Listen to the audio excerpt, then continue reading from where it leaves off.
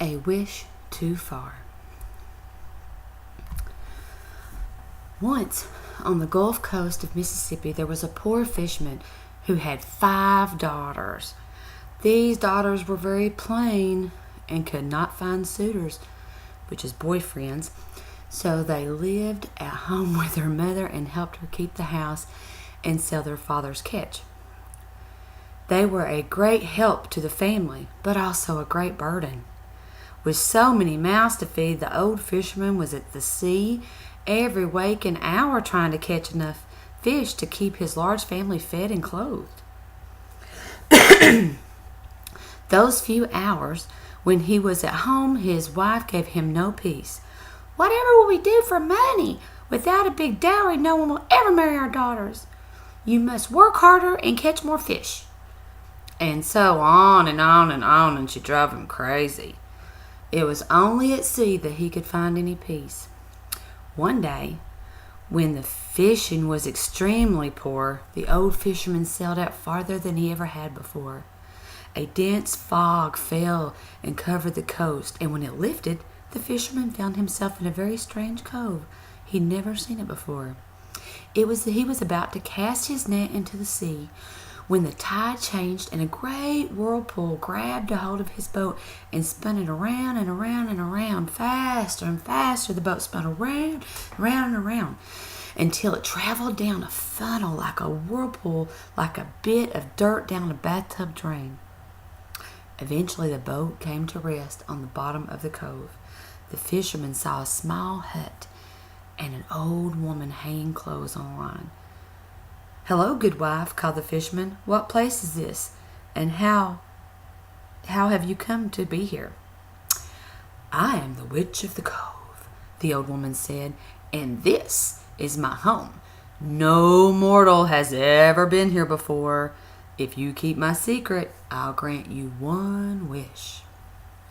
"I wish I could catch more fish," said the fisherman without hesitation, as he thought that having more money would silence his scolding wife. "It is easily done," said the witch. "When you throw your net in, you must say, 'Dama, dama, dama-ree, fish of the sea, come to me,' and you will have as many fish as your boat can hold. Now you best leave before the whirlpool closes." So the fisherman climbed back into his boat and rowed the whirlpool's funnel back to the surface.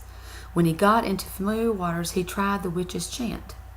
As he threw out his net, he called, "Dama, dama, dama-ree, fish of the sea, come to me."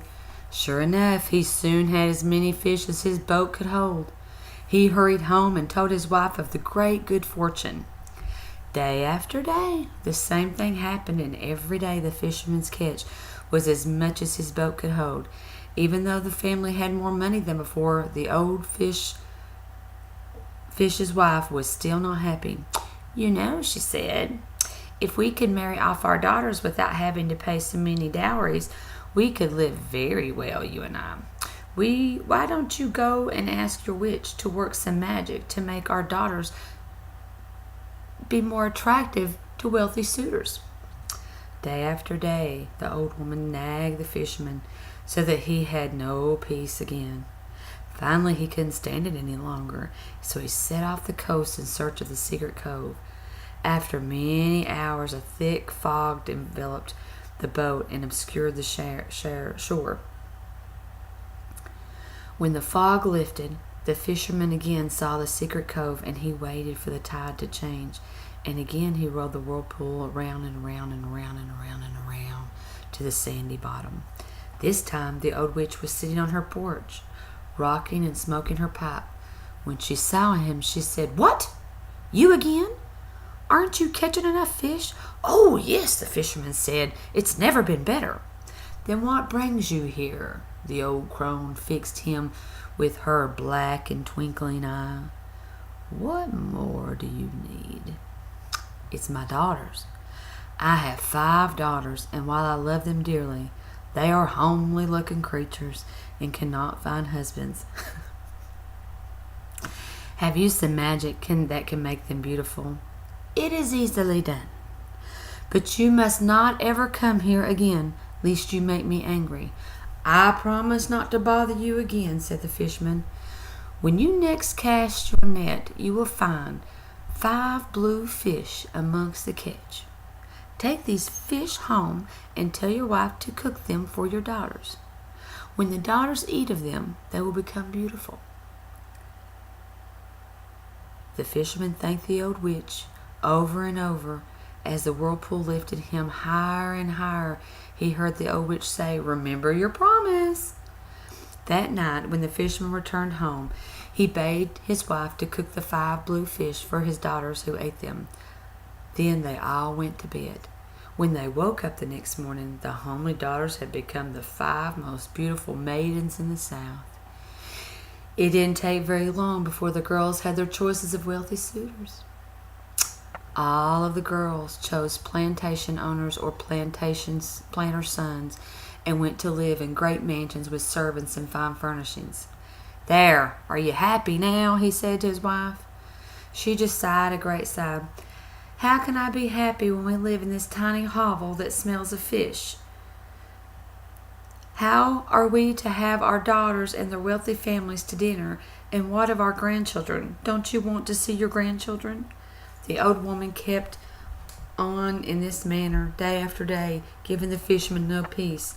"So what is it that you want?" he asked. "I want you to see your witch and ask her for the fine stone house or enough gold to build one. But I promise not to see her again, lest bad things befall us." "Bah! What else can she do? If she refuses to help, we're off no worse. And if she helps us, our lives will be much improved." She was so insistent that she wore the old fisherman down, that he finally gave in to her demands and once again went to the secret cove, 3rd time.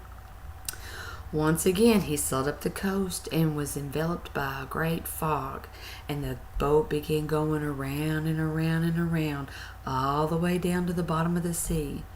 This time the old lady was in her garden planting cockle shells. When she saw who it was, her face darkened and she said, "Didn't I tell you to never return?" "I'm sorry. It's my wife. She won't leave off nagging me to come and see you with one last request." "And what do you want now?" "We want a fine house so we can meet with our well-married daughters as equals. We want a house of stone with many rooms, a fine house as it befits a wealthy man." "It is easily done," said the witch. "If it is gold you want, it is gold that thou shalt have, and a fine house to dwell in." And with this she stooped down and picked up a stone and handed it to the fisherman. "Plant this stone where you wish your house to stand. Tell your wife to go into the cellars with a basket and find the gold that is there. Tell her she must go alone. This is your last wish. Thou hast broken thy word, and I am sorely vexed." She's mad. "You should find me no more." And with this she turned her back upon the fisherman and went inside her hut. As the fisherman rose higher and higher on the whirlpool, he heard the old witch say, "Remember, true happiness does not come from magic." Happy and relieved, the fisherman sailed home with his wife and told his wife what the old witch had said. Together they planted a stone in a hole in the backyard and went to bed. The next morning they could barely open their door as one wall of the great stone house was pressed against their hovel. "Oh, come and see," exclaimed the wife. "See what a fine house we have. And you are to take a basket and go into the cellar and retrieve the gold that lies therein." "Gladly," cried the wife, overflowing with joy, and she found an old fish basket that her daughters once used to sell their catch in town, and hurried into the big house and down into the cellar. She climbed down and down and down the winding stairs and through twisted hallways with many branches until she lost her way entirely. She called her husband, and often her cries could be heard echoing through the great house, but of the fish wife could not find her way out, and of the old woman and her gold nothing was ever seen again.